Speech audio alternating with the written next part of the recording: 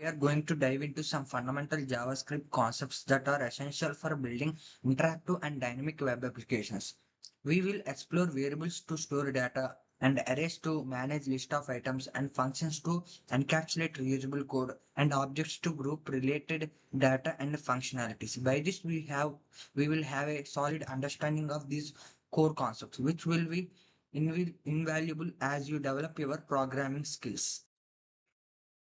Okay. Let us see variables. ఇప్పుడు మనం ఇక్కడ వేరియబుల్స్ చూస్తుంటే నేమ్, ఏజ్, ఈ స్టూడెంట్ అని 3 వేరియబుల్స్ ఉన్నాయి. నేమ్ అనేది లెట్‌లోనే స్టోర్ చేసాం. ఏజ్ అనేది కాన్స్టెంట్‌లో స్టోర్ చేసాం. ఈ స్టూడెంట్ అనేది వేర్‌లో స్టోర్ చేసాం.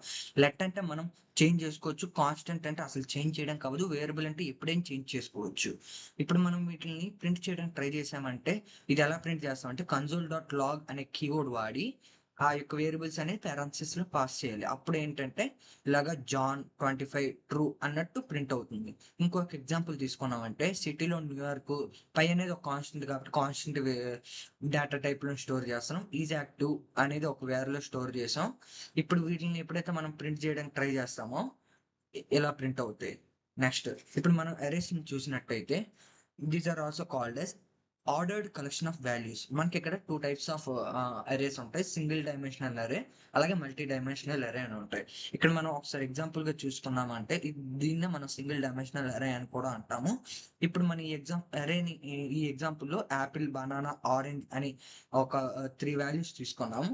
దాన్ని ఒక లెట్ అనే డేటా టైప్‌లోని స్టోర్ చేసుకున్నాం. ఇప్పుడు మనం ఇందులోని బనానాని యాక్సెస్ చేయాలి అంటే దీని యొక్క ఇండెక్స్ అనేది 1.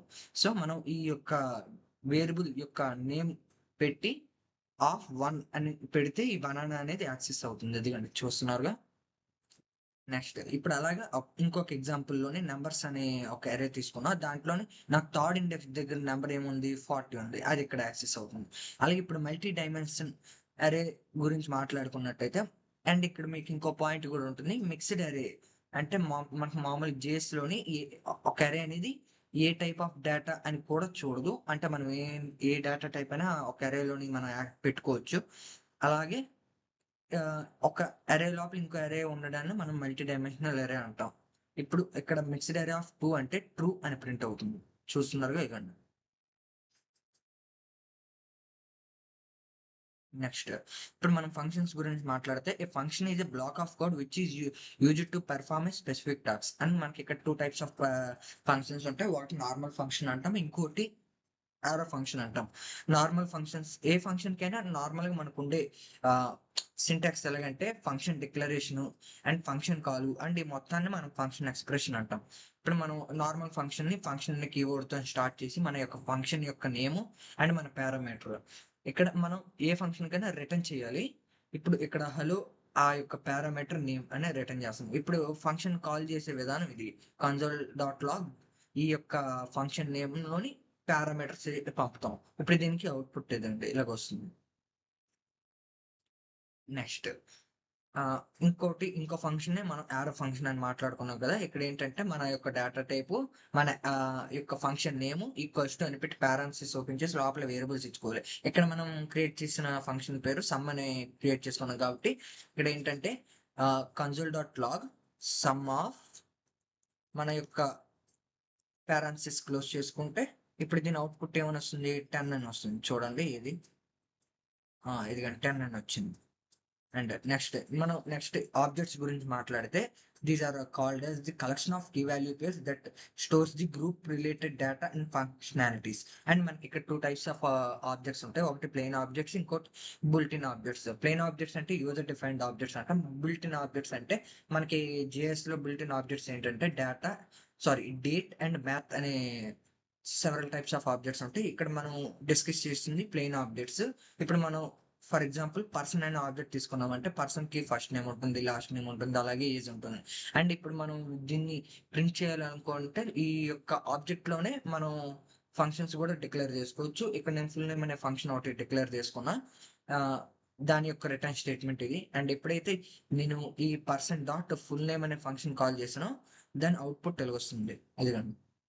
నెక్స్ట్ ఇంకొక ఎగ్జాంపుల్ తీసుకున్నాను అంటే కార్ మీద ఒక ఎగ్జాంపుల్ తీసుకున్న కార్‌కి ఏమేమి ఫీచర్స్ ఉంటాయి బ్రాండ్ ఉంటుంది, మోడల్ ఉంటుంది, ఇయర్ ఉంటుంది. అలాగే దీంట్లోనే మనం యొక్క ఇది ఐ మీన్ ప్రింట్ చేయడం కోసం ఒక ఫంక్షన్ కూడా రాసుకున్నాం. అండ్ ఇది మనం కాల్ చేస్తున్నాం ఇలాగా car dot get car info అని. అండ్ దీని యొక్క అవుట్పుట్ ఇది. Next loops. లూప్స్ ఏంటంటే constructs and loops construct that repeat code execution based on the conditions. మనకి JS లో మనకి ఫర్ లూప్ ఉంటుంది, వైల్ లూప్ ఉంటుంది, డూ వైల్ లూప్ ఉంటుంది, ఫర్ ఆఫ్ లూప్ ఉంటుంది, ఫర్ ఇన్ లూప్ ఉంటుంది. ఇక్కడ మనం చూసుకున్నట్టయితే ఫస్ట్ నార్మల్ ఫర్ లూప్ యొక్క సింటాక్స్ ఇలా ఉంటుంది. ఫస్ట్ ఇనిషియలైజేషన్ ఉంటుంది, దాని తర్వాత కండిషన్ ఉంటుంది, దాని తర్వాత ఇంక్రిమెంటేషన్ డిక్రిమెంటేషన్ ఉంటుంది. మనం ఇక్కడ ఎగ్జాంపుల్ నెంబర్స్ లోని 1 2 3 4 5 అనే నెంబర్స్ తీసుకుంటే దాని యొక్క ఫర్ లూప్ లో console dot log of numbers of I అని ప్రింట్ చేసుకున్నాం. ఇక్కడ ఏంటంటే 0 నుంచి స్టార్ట్ అయ్యి నెంబర్స్ డాట్ లెంత్ అంటే 0 నుంచి 4th అనే ఇండెక్స్ దాకా ఇది ట్రావర్స్ అవుతుంది. ఇప్పుడు మనం దీన్ని ప్రింట్ చేస్తే మనకి ఏమైనా వస్తుంది, 1 2 3 4 5 అని ప్రింట్ అవుతాయి. నెక్స్ట్ ఇంకొక ఎగ్జాంపుల్ తీసుకుంటే కలర్స్ అనే ఒక అరేలోని రెడ్ గ్రీన్ బ్లూ అని ఇచ్చుకున్నాం. అంటే ఇక్కడ మనం డిస్కస్ చేసింది ఏంటంటే for each function. For each ఏంటంటే మన యొక్క అరే డాట్ ఫర్ ఈచ్ అనే కీవర్డ్ పారాన్సిస్ ఓపెన్ చేసి ఇదేంటంటే ఫంక్షన్ లోపల ఫంక్షన్ క్రియేట్ చేసుకోవాలి ఫర్ ఈచ్ లోపలికి. అండ్ మనం ఒక ఐటరేటర్ పెట్టుకొని కన్సోల్ డాట్ లాగ్ ఆ ఐటరేటర్ పెట్టుకుంటే మనకి ప్రింట్ అవుతుంది. ఇక రెడ్ బ్లూ గ్రీన్ అని ప్రింట్ అవుతుంది. నెక్స్ట్ వైల్ లూప్ ఏంటంటే ముందుగా మనం ఇనిషియలైజ్ చేసుకోవాలి. అండ్ దాని తర్వాత ఆ ఇనిషియలైజ్ చేసిన ఐటరేటర్ ని ఒక కండిషన్ లో పెట్టుకొని దాని తర్వాత మనం కన్సోల్ డాట్ లాగ్ ఆయన చేసుకోవచ్చు, లేదా రిటర్న్ అని మనకి నచ్చినట్టు ఏమైనా పెట్టుకోవచ్చు. ఇక్కడ మనం దీన్ని ఎప్పుడైతే రన్ చేసామో దాని అవుట్పుట్ అంటే కౌంట్ 0, ఎందుకంటే మనకి ఇక్కడ 0 నుంచి స్టార్ట్ అయింది, దాంతో 1 ప్రింట్ అవుతుంది, దాంతో 2 ప్రింట్ అవుతుంది. ఎప్పుడైతే మళ్ళీ 3కి వచ్చిందో ఇక్కడ ఇది బ్రేక్ అయిపోతుంది, ఎందుకంటే మన ఇక్కడ కండిషన్ అనేది సాటిస్ఫై కాలేదు. నెక్స్ట్ ఇంకో లూప్ ఏంటంటే ఫర్ ఆఫ్ లూప్. ఇక్కడ ఏంటంటే సింటాక్స్ ఇలా ఉంటుంది. ఫర్ లెట్ అనే ఒక డేటా టైప్ అండ్ ఆఫ్ అనే కీవర్డ్ వాడాలి. ఇది మన ఐటరేటర్, ఇది మన అరే. ఇక్కడ మన ఐటరేటర్ ప్రింట్ చేసుకోవచ్చు. మన దీని అవుట్పుట్ చూస్తే నార్మల్ యాజ్ ఇట్ ఒక నార్మల్ ఫర్ లూప్ యొక్క అవుట్పుట్ ఉంటుంది. నెక్స్ట్ ఇక్కడ ఫర్ ఇన్ లూప్ ఏంటంటే లెట్ అనే కీవర్డ్ వాడాలి, ఆఫ్ బదులు ఇన్ వాడాలి. అండ్ ఇక్కడ మనం కలర్స్ అనే అరేలోని మనం ఎలిమెంట్స్ ని యాక్సెస్ చేయాలంటే కలర్స్ డాట్ ఎట్ కలర్ అని ప్రింట్ చేయాలి. నార్మల్ మనం ఏం చేస్తాం, ఐటరేటర్ ని ఇక్కడ కూడా పెట్టేస్తాం, కానీ ఇక్కడ ఐటరేటర్ ని పెడితే ఇప్పుడు చూసామంటే ఇప్పుడు సపోజ్ ఇక్కడ నా ఐటరేట్ కలర్ COLOR కలర్ అని ప్రింట్ చేస్తే నాకు ఇక్కడ అవుట్పుట్స్ ఏమొచ్చి 0 1 2. అంటే దీని అర్థం ఏంటి, ఒక ఐటరేటర్ పెడితే మనకి ఇక్కడ అవుట్పుట్ లో వచ్చేది ఏంటంటే వాటి ఇండెక్సెస్. అదే నాకు ఇండెక్సెస్ కాదు, ఆ యొక్క కలర్స్ అనే అరేలో ఉన్న వాల్యూస్ కావాలి అంటే మనకి ఆ యొక్క అరే డాట్ ఎట్ అనే కీవర్డ్ వాడి మన ఐటరేట్ పెట్టుకోవాలి. ఎలాగా మనకి JS లో మనకి variables, loops, data types and objects అనే కాన్సెప్ట్స్ ఉంటాయి.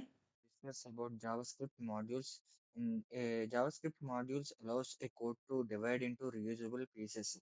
They help in maintaining clean and meaningful code by encapsulating logic and sharing functionality. Now I am going to discuss about export as well as import keywords. An export keyword is used to make variables and functions and classes available for other modules. And there are two types of export. They are named export as well as default export. And to know about this, let's see these examples. Create a math.util.js files with this code. And this code explains that the first line of the code is addition logic as well as subtraction logic, and this is stored as a value in this py variable. And this is the example for named export. If we see the default export, you create a function which calculates the area by using the default keyword. Next, if we see the import, an import keyword which is used to include modules into other files. Importing named exports uses curly braces to import specific exports. If we see this app.js, we can import add, subtract, py from this math.util.js file. And if we do console.log of add of 5 comma 3, we can get the output of 8.